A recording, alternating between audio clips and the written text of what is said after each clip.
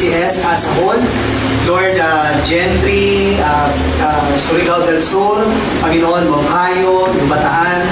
Lord, lahat po, Panginoon, na nag-contribute o Diyos, ay kami po ay nagpupuri at nagpapasalamat sa iyo, Panginoon, dahil ikaw, Lord, ang higit sa lahat, ang naluwalhati. Salamat po, Panginoon. Kilala mo ang lahat, Lord, na nag-contribute, Panginoon, mga nagkaloob ng mga damit, mga nagbigay, Lord, ng panahon, panalangin, Lord, sa pag-iingat, O Diyos, lahat ng iyong Panginoon ay para sa iyong kaluluyan. Thank you, God. Sumaliit lamang po ang CCS, but God, we have a big heart for mission. Thank you, Father, Lord, gabayan mo kami sa aking pong maikling pag-aaral today sa iyong salita. Ikaw po makita at madala po namin sa iyo, Lord, aming mga puso, ang aming mga salita. Sabi nga po ng awitin kayo, Lord, I love you, I love you. God, yun yung aming prayer today. Na makita mo sa atin, Lord, na ikaw yung gumagalaw sa atin. Hindi, Lord, kami, kundi ikaw po, Diyos. Kaya, Panginoon, pangunahan mo po kami. Holy Spirit, thank you po sa iyong comfort na pagpapatawad ng aming mga kasalanan. Patuloy kami lumalapit at lumalapit sa iyong anak na sa Kristo Jesus. Salamat po, Diyos. Sa pangalan ni Jesus. Amen. I entitled my message today, isi lamang po ito, Let Brotherly Love Continue. Why? Sabi ni Arnel sa atin kanina, love the Lord your God with all what? With all your heart, with all your soul. So the brotherly love, sabi ni Paul, must continue.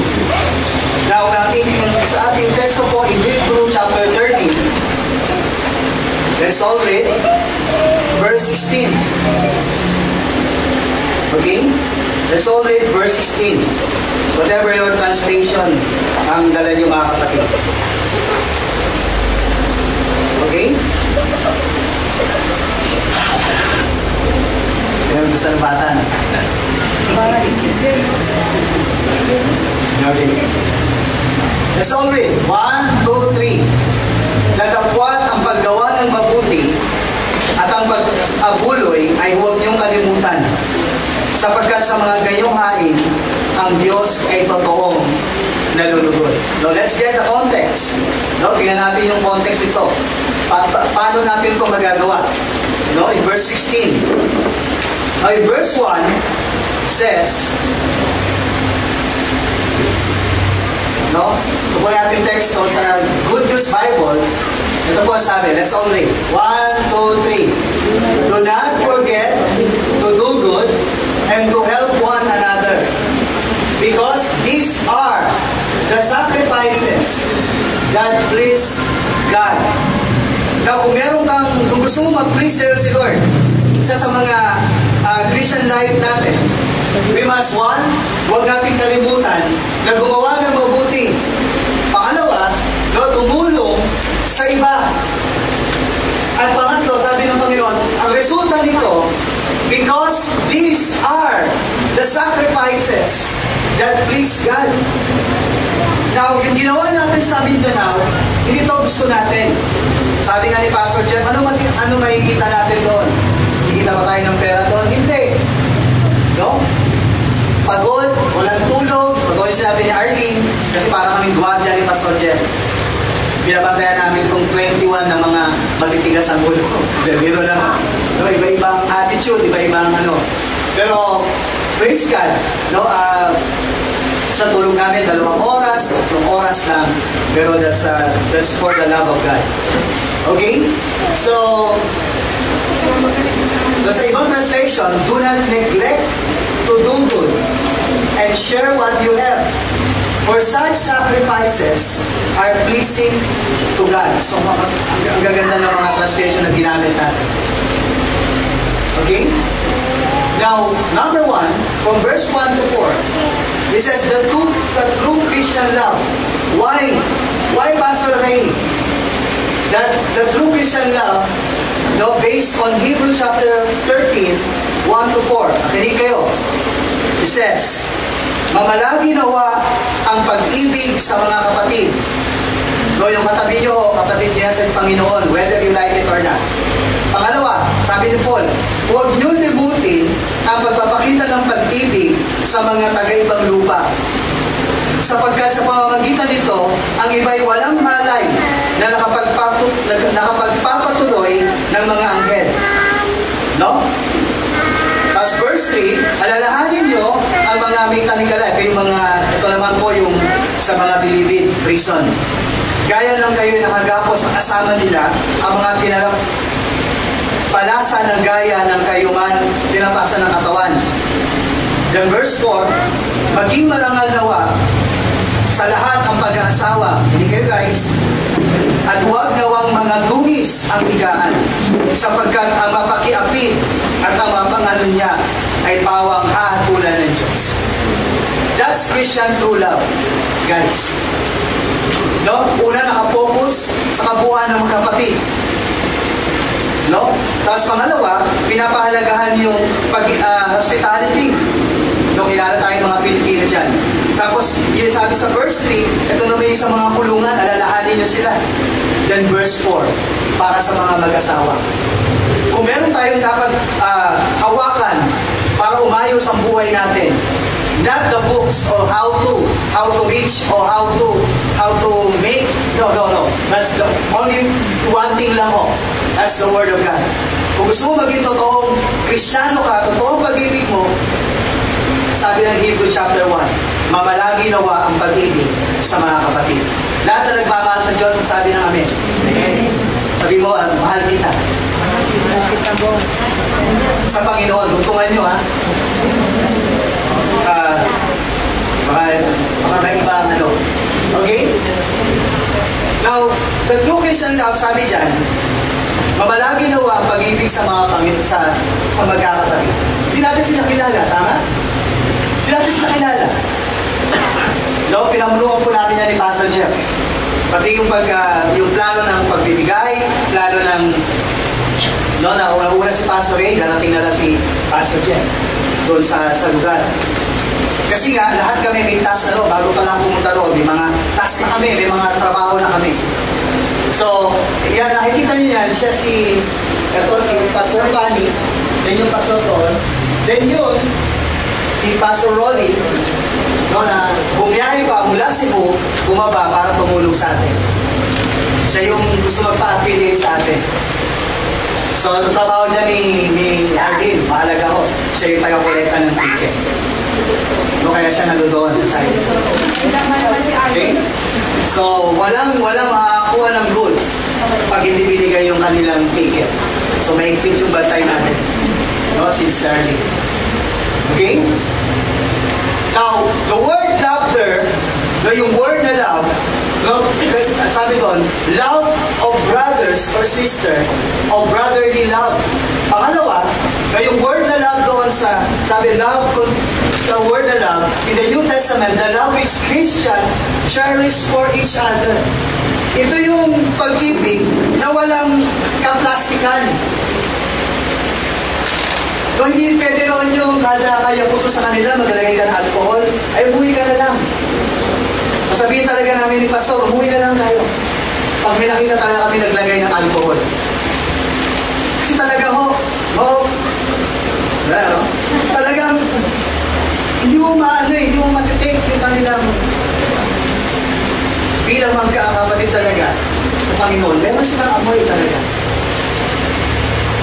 At yung amoy na yun dahil talagang grabe o lalo dito sa Mangkayo. Iba't ibang tao ang dumating dyan. Pero nga ako ng Muslim. Kung sinasabing love dyan, is a love for brothers and sisters. Kung wala kang pag-ibig ng Diyos, hindi mo sila makakakap. Hindi mo sila makakausap. Okay? E tayo dito, konting talagang minsan. Di ba? Pero sa kanila praise God. Kung wala kang pag-ibig ng Diyos, hindi mo sila mayayakap. Kaya gusto niyo malaman, sama kayo sa October. Okay? Now, yung word na love dyan, ang ginamit ko is Philadelphia. Sabihin nun, love of brothers and sisters. Brotherly love. Yun ang ginamit kong Grego. Philadelphia. Okay, diretso tayo. Now, nakikita nyo, yung sakripisyo, yan naman, yung time na yan, Meron pa, bukod sa meron na silang grocery, pero pa kami dinagdag na, ilang kilo yun? Ha? Hindi. Yung isa pa. So, meron pang 1.5 kilo na dinagdag sa kanila. So, tuwa sila. Ganun yung ano. Kasi ito nakakatuwa. Ano? Itong, without brotherly love, Muslim, imam, priest, pastor ng mga Islam, na born again. Let's give up offering to God. Grabe ko, ang saya ng mga mukha nila. Kung sa Facebook, nakita nyo na, di ba? No? Tapos, talagang yung nag-apa-artal ko, si Pastor Jeff, tumayo sila. Ang nagagawa ng pag-ibig, guys. Ang nagagawa ng pag-ibig. In-invite niya si Pastor Jeff. Siyempre, pag in-invite si Pastor Jeff, kasama si Pastor Ray. Punta kami sa Muslim country. Muslim, pray kami. Mapupunta ko kami, si Pastor. Para lang mo magkayari ng good news. Okay, mag-pray nyo na. Ngayon pa lang, mag-pray nyo na yung covering nilo sa aming dalawa. Ay, sa team na kasama. Okay? Now, without love, brotherly love, hindi mo rin maaakap ito. Ito yung pinuntahan ng inyong pastor. Grabe ho. Yung mga nanay dyan, tumabi sa'yo, ay nako. Talagang without love of God, hindi mo sila mayayak. Grabe. Talagang parang gusto nila makakita ng mga kapatiran sa Manila. Okay? Kaya sabi sa atin ni Paul, let brotherly love continue. By the way, it is a command. Hindi sinabi ni Paul na, ay teka, dapat pipiliin natin yung mahali natin. No. Sabi ni Paul, that is command. Let brotherly love continue.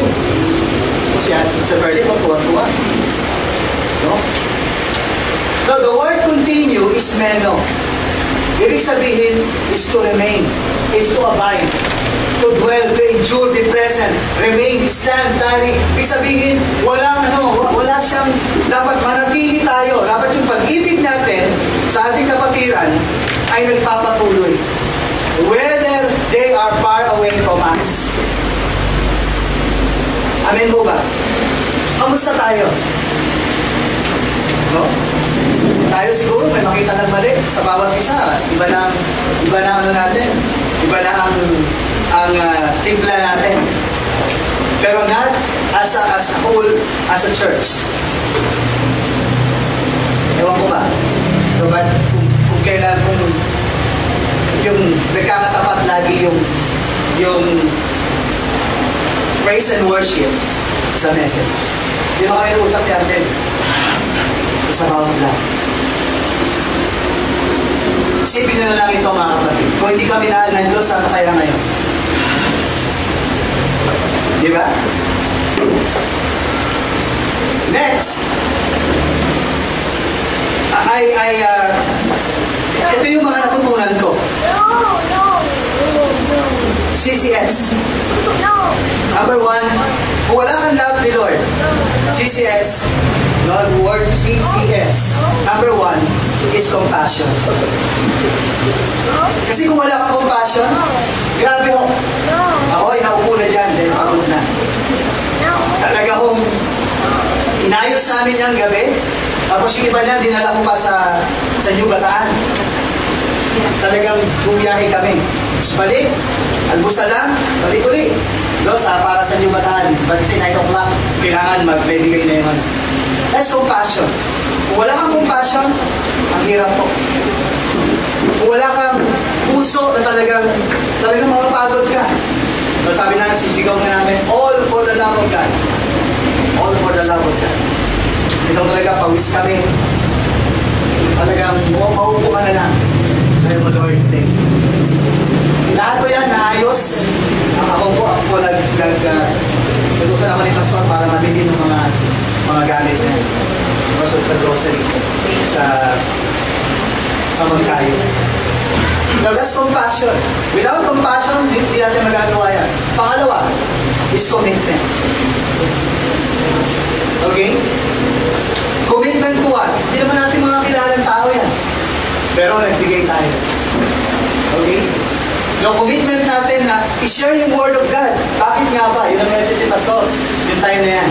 Pero ang dami yung lumapit sa Panginoon. And next is, the word S is sacrifice.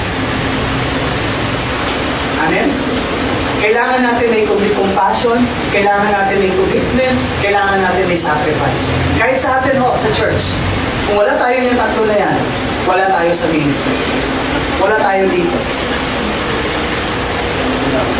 Diba? Sa ministry, kailangan mo ng sacrifice. No? Sa church, kailangan mo ng commitment. No? Kung wala kang compassion sa pag-attend sa worship, no. Hindi ka manatawag na Kristiyano. Kaya sabi ni Paul, no, let brotherly love continue. So hindi mo nagtatapos ang ministry ng ating ng CCS. Isa sa pinakamahirap na lugar na pinuntahan, no, yung Gaco. No? Ay mamaya makikita natin. So ito yung Bongkay. There's a sacrifice talaga mga. Ito yung pinakamahirap na church. Yung Gaco. Actually, lahat naman. Pangalawa, true Christian, in verse 5 to 6, is the true Christian, merong contentment. No, the true Christian contentment. Verse 5 to 6. Ano sabi ng Word of God? Mangilag kayo sa pag-ibig sa salapi. Lahat na nagmamahal sa salapi, magsabi ng Amen. Very good. Magkasya na kayo sa inyong tinatangkilik. Sapagkat siya rin na nagsabi, sa anumang paraan, hindi kita pagkukulangin. Sa anumang paraan, hindi kita pabayaan. Now, verse 6. Ano pa ang ating masasabi sa buong tapang? Ang Panginoon ang aking katulong. Ito yung sinishare ni Jubilee kahapon. Kailangan maging depende tayo sa Diyos. Hindi ako matatakot. Bakit? Ano magagawa sa akin ng tao? No? Yun ang sabi ng Panginoon. From verse 5 to 6, that is Christian contentment. Pero nagsisimula ito in love. So pag may love ka kay Lord, may love ka sa kapatiran, then you are content. Amen? Amen ho ba? Now, bakit to? Kasi sabi dito ng Diyos, Diyos ang nangako at hindi ang tao. Hindi kita iiwan, hindi kita bababay. Ramdam niyo ba ito? Sa buhay niyo ngayon? Ramdam niyo? Na hindi kayo iniiwan ni Lord? Hindi nga kayo iniiwan ni Lord kasi yung amen nyo. Amen. Pilit kayo. Okay? So, dapat ito siya-summarize natin. Why? Tignan nyo. Guys, ikigay sa screen. God has said, never will I leave you. No? Never will I forsake you. So we say with confidence, the Lord is my helper, and I will not be what? Afraid.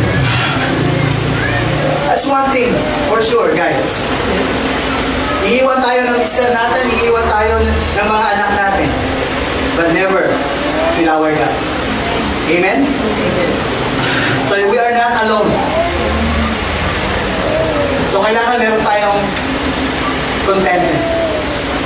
When you hear this word, I will never leave you, nor forsake you. Ang kausap niyan, hindi ang ibang tao. Ikaw mismo. It is God. It is God's voice. Sabi niya, I will never leave you. Arnel, rejoice. And all of us. So yun ang inawakan namin. Kami na sa Mindanao. So sabihin ko sa inyo. Muntik na ho kami mamatay lahat.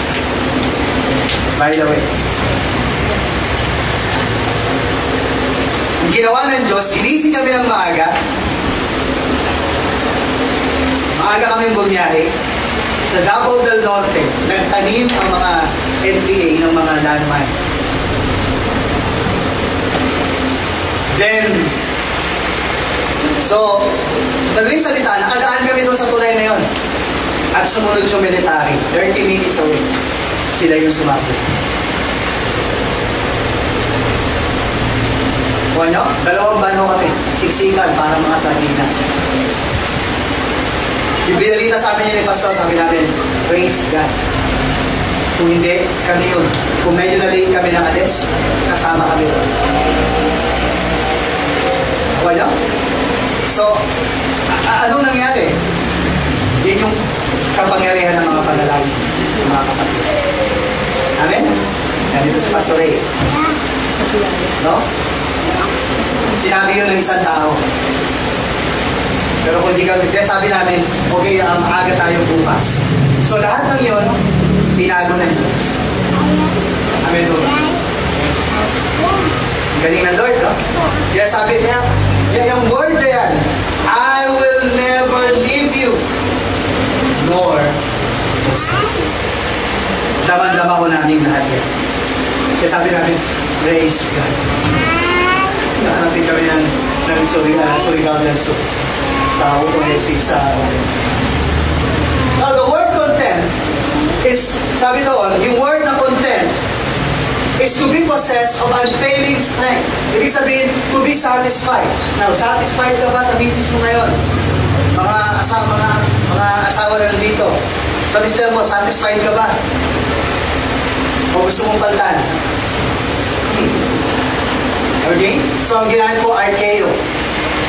Ibig sabihin, hahanap ka ba ng higit kaysa saya sa Diyos? Na ang Diyos mismo ang nag-iingat sa'yo. Kaya sabi niya, kung ano yung meron kayo, masiyahan na kayo. Amen ho ba? Masaya ba kayo sa misis niyo? Amen. Kung nag-aaway kayo, wala kayong pinuwan. Okay. Praise God. Now, the word yung as you have, in such things as ye have, ang ginamit ng Grego is follow me. Ang ibig sabihin, and be satisfied with what you have. Ang ibig sabihin, kung ano yung nasa kamay mo, magpasalamat ka. Be content with what you have. Sabihin na natin, halimbawa, ngayon ako sa ating pag-praise and worship. Do you satisfied na na-encounter mo si Lord? No, so song leader, makinig kayo. Huwag mo sasabihin lagi, Lord, we invite your presence. Mali ho yun. Dahil ang presence ni Lord nandito na. So, acknowledge the presence of the Lord. Okay? Song leader. No, acknowledge the presence of, i-acknowledge mo na lang yung presence ni Lord. Not to invite Him. Dahil God is omniscient. God is all-knowing. So, invite Lord. Kasi sinasabihan namin yung mga song leaders sa awit. Huwag nyo na imbitahan si Lord kasi nagtulad siya. Acknowledge Him. Lord, you are holy, you are mighty, you are Jesus, you are Messiah. Lord, you are our worship, you are ikaw yung aming hari. Acknowledge the Lord. Acknowledge God. So why? Anong reason? Anong reason, no? Ano sabi ng verse 8? Why? Why will we be satisfied, guys? Ano sabi ng Panginoon? Ano sabi ng Word of God? Basahin natin. Jesus Christ, what? Is the same yesterday, and the same today, and the same forever. Na makikita natin pangatlo, Christ is the center of faith. Verses 8 to 14. And you know what? Guys, si Jesus Christ is unchangeable Savior. Amen? When Si Jesucristo ang siyang rin kahapon, at siya rin yung ngayon, oo, at magpakailanman. Ibig sabihin yan, Jesus Christ, the unchangeable Savior to us. Amen ho ba? Amen. Ang galing, di ba? Kaya, isa lang yung goal is to glorify Jesus. Kung lagi ko sinasabi sa inyo sa worship team, isa lang ang goal natin. Isa rin ang goal natin sa preaching. Isa rin ang goal natin pag tayo nakikinig is to glorify God. Now, dito ako na-amaze. When I studied this, dito ako na-amaze. Jesus is forever. Why forever? Ito ang ginamit na meaning sa Grego. Is aeon. Means forever. Makinig kayo, worship leader. Sabi ni Tyre, ito ang kanyang meaning. Forever. Unbroken age. Perpetuity of time. Eternity. Pangalawa, the words or universe, a period of time and age. Now, makinig kayo guys. Listen, take us explain. When we worship Jesus, the same yesterday, today, and forever, we worship Him. In what? In eternity. We worship God, the God of eternity. Kaya, Jesus, relasyon natin kay Jesus, hindi siya yung parang cheap na relasyon. Nakakita niyo ba? Kaya when we worship Jesus, we worship the eternity. The God who created the world, the universe. And what? This unbroken age. That was Jesus. Kaya sinabi ng Bible, oo, magpakailanman. Jesus is forever. And verse 15 says, Christian worship. Pangatlo po, Christian worship. Ano sabi ng verse 15? Let us offer to bring up. Let us offer. Isa-isayin natin. Now, ginamit ko anapero to bring up.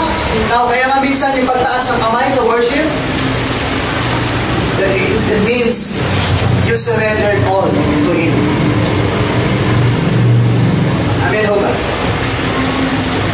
Now, hindi nyo may enjoy ang worship guys pag hindi kayo tumataas ng kamay. Bakit? Kasi minsan pinipigilan natin ang ating kamay. Gusto natin nakakikom ang ating kamay. Pero yan ang sabi ng Word of God. The Christian worship, let us offer, yung sabihin, to bring up, no, anapero, okay? Isa-isa natin na kasi. The sacrifice of praise. Ganun pa rin ho, ano? No, ang yung praise is enesis at thank offering.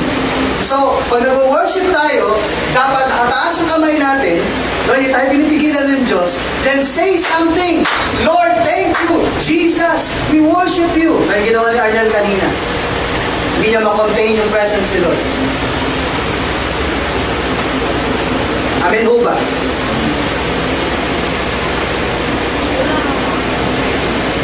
Kanino ko tayo mag-praise and worship?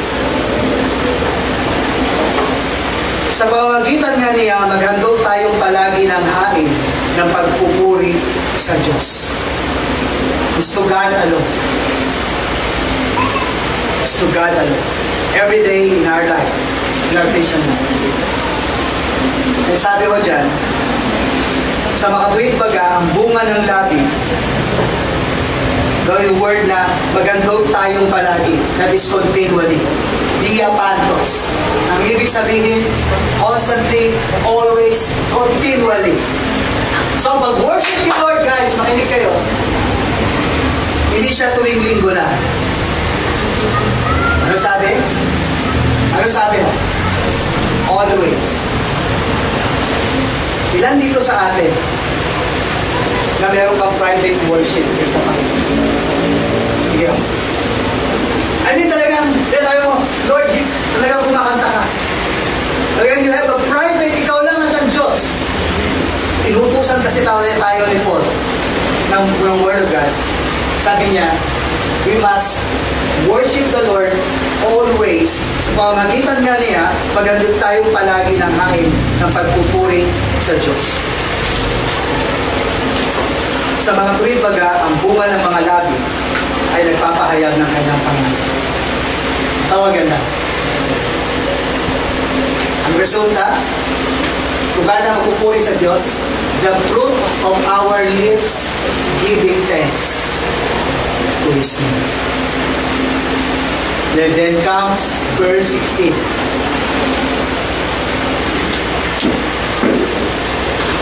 So ano ibig ko sabihin, guys? Hindi ka makagagawa ng pagtulong sa iba kung hindi ka marunong mag-worship to God. Amen? Kasi anong connection ng dalawa? Verse 15 and 16. Kaya pagdating ng verse 16, nag-worship pa kay Lord, always. So, kailangan i-apply mo na siya. Ang sabi niya, do not forget to do good and to help one another. Why? Because these are the sacrifices that please God. Sa Diyos, hindi sapat na ikaw ay mag-worship lang. Ang gusto ng Panginoon, i-apply mo yung natutunan mo. Amen ho ba? Diba? So kaya tayo nakagawa ng mabuti dahil tama ang relasyon natin sa Diyos, tama ang worship natin kay Lord. So, 4 things so ito, di ba? Una, true Christian love, verse 1 to 4. True Christian contentment, 5 to 6. No? Christ is the center of faith, verses 8 to 14. Tapos, then, Christian worship, verse 15. And verse 16, Christian good word.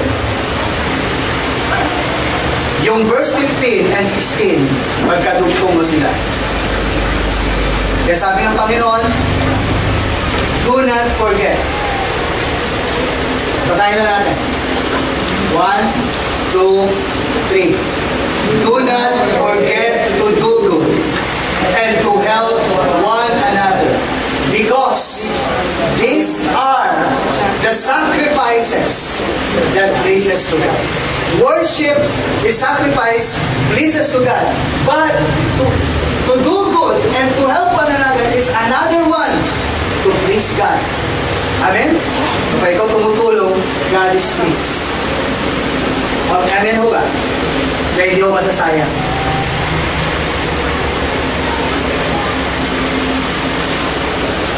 Let's conclude of this. In Galatians chapter 6, verse 10. As we have therefore opportunity, let us do good unto all men. No, kasama ko dyan yung Islam. Yan kanina. Mano sa Panginoon. Ano nakita niya? Reliyon ba? No. Ang nakita niya, yung love. Sabi ko dyan, especially unto them who are of the household of God. Guys, let brotherly love continue. Amen? Let brotherly love continue. Huwag mo matapos lamang ang pagsamba natin every Sunday, kundi ang pagsamba at paggawa ng mabuti is goes together. Let's pray. Panginoon, maraming salamat po. Ginamit mo, Lord, na instrument ang CCS, Panginoon, for Mindanao. It's your love, Lord, kung bakit, Lord, nagawa ng iyong mga lingkod ang pumunta, O Diyos, ng malayong lugar. Because the Word of God says, O God, to us, let brotherly love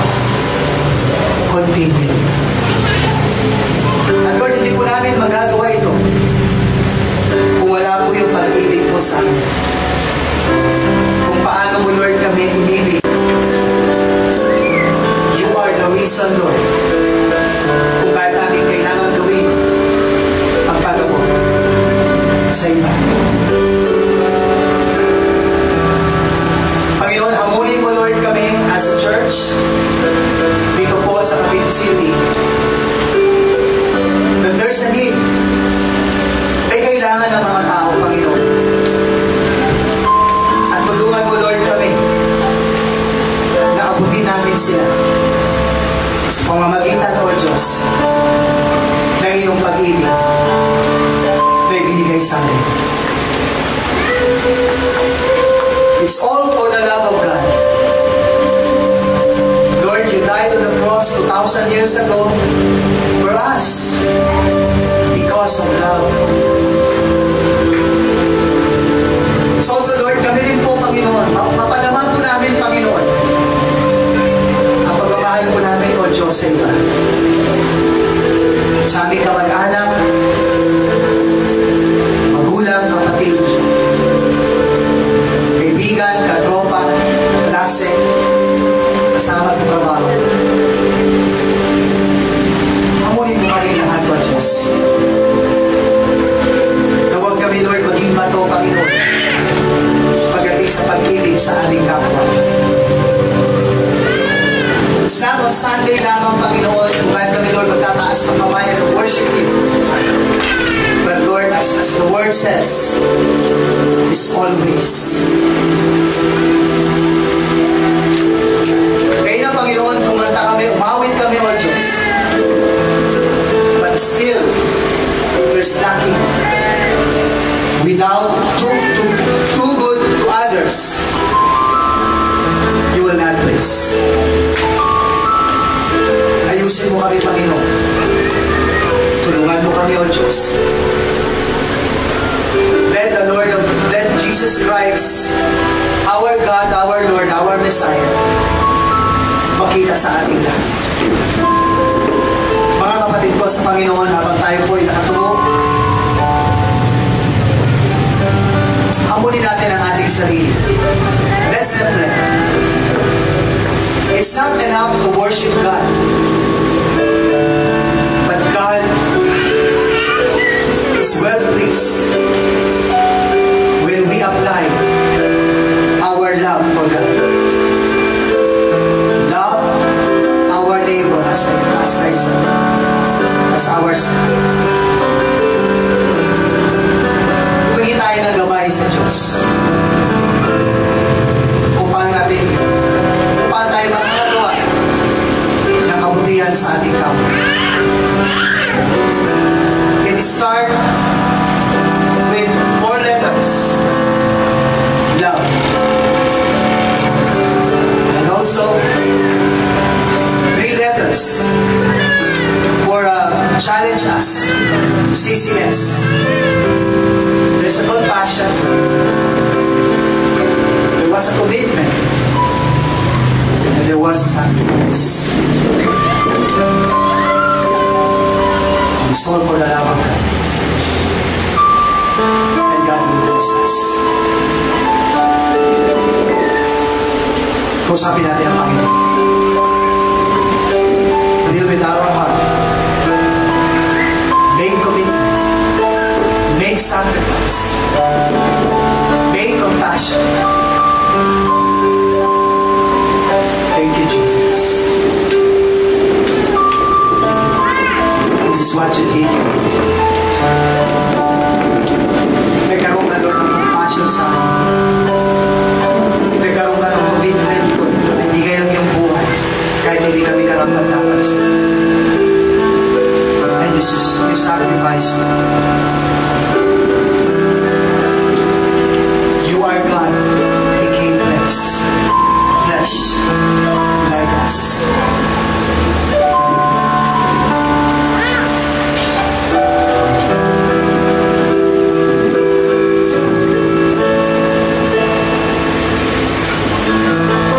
Panginoon, narinig mo po ang bawat pagdaing, panalangin, paghamon. Huwag lamang, Lord, kaming manatili, O Diyos, sa isang lugar. Kundi, Panginoon, ito po yung panahon para abutin, Lord, namin ang kapwa. They need Savior. They need Messiah. Gamitin mo kami, Lord, sa kanila. Thank you, Jesus. Thank you, Father.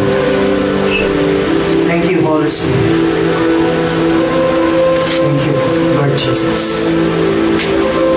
Ito pong aming panalangin sa pangalan ni Jesus. Amen. Sige ba po pa rin ko agad?